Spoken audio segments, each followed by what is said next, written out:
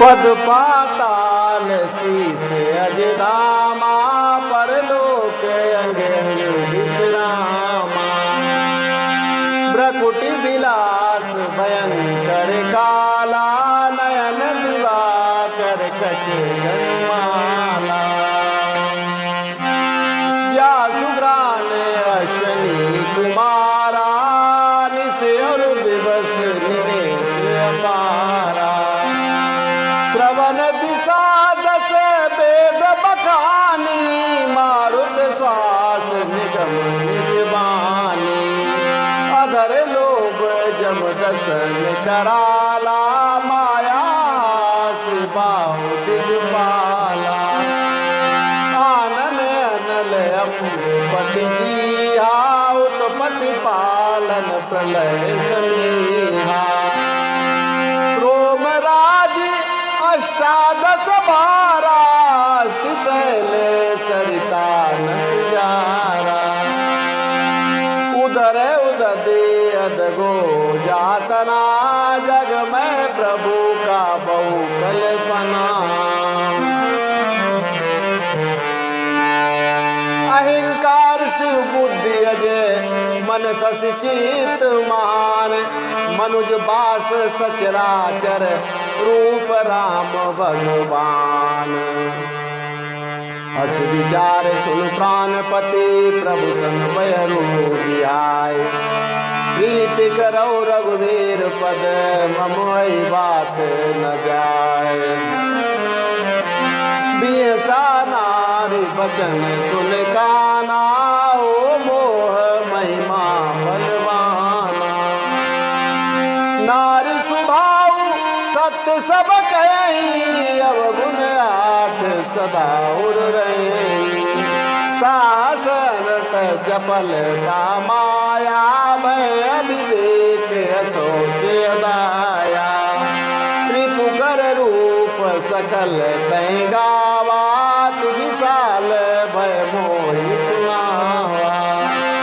सो सब प्रिया सहज बस मोरे, समुझ परा प्रसाद अब तोरे। जानू प्रिया तोरी चतुराई, यही विधि कहो मोर प्रभुताई।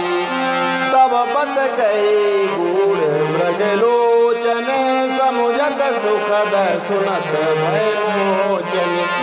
मंदोदरी मन महु अस ठयऊ, यही काल बस मत भ्रम भयऊ। यही विधि करत विनोद बहु, प्रात प्रकट दस कंद। सहज असंक लंकपति, सभा गयऊ मत अंध। फूलै फरै न बेत जतपे, सुधा बरसै जलधे।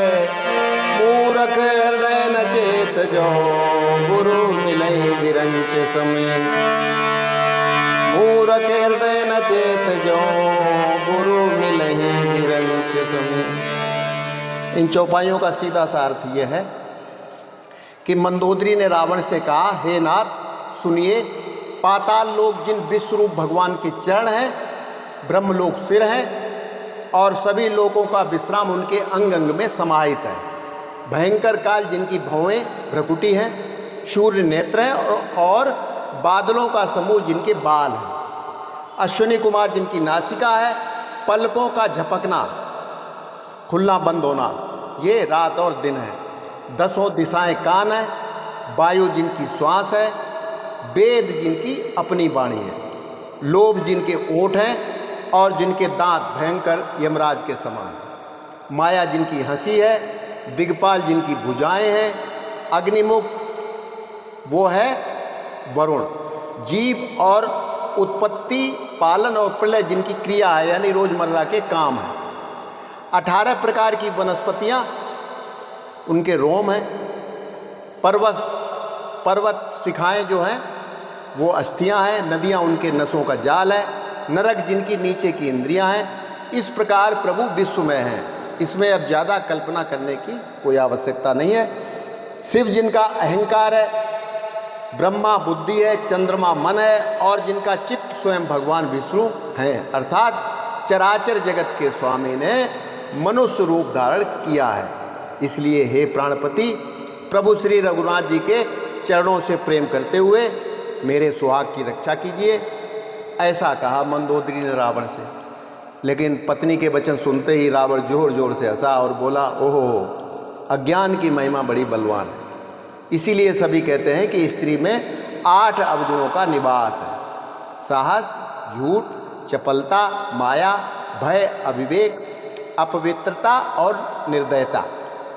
तुम शत्रु का विराट रूप सुनाकर मुझे डरा रही हो हे प्रिय, लेकिन मैं तो ये सारी जो खूबियां हैं वो तो मेरे अंदर है। तो अब मैं तुम्हारी चतुराई भी समझ गया, यानी तुम मेरे दुश्मन के बहाने मेरी प्रभुता का बखान कर रही थी। हे मृगनयनी, तुम्हारी बातें सुनकर मुझे बड़ा आनंद आ गया। तो मंदोदरी समझ गई कि मेरे पति की बुद्धि है जो काल के बस में होकर अब भ्रमित हो चुकी है। इसी तरह पूरी रात रावण मंदोदरी से हंसी ठिठोली करता रहा। सुबह हो गई। अपने स्वभाव से निडर और घमंड में अंधा लंकापति अपनी सभा में चला गया। तुलसीदास जी कहते हैं कि चाहे बादल कितना ही अमृत रूपी जल बरसाएं, लेकिन बेंत कभी फलता फूलता नहीं। ठीक उसी प्रकार से अज्ञानी को समझाने के लिए चाहे ब्रह्मा ही क्यों न नीचे उतर आए, लेकिन मूर्ख के हृदय में कभी ज्ञान का वास नहीं हो सकता। तो आज के लिए इतना, कल फिर मिलते हैं। नमस्कार, जय श्री राम।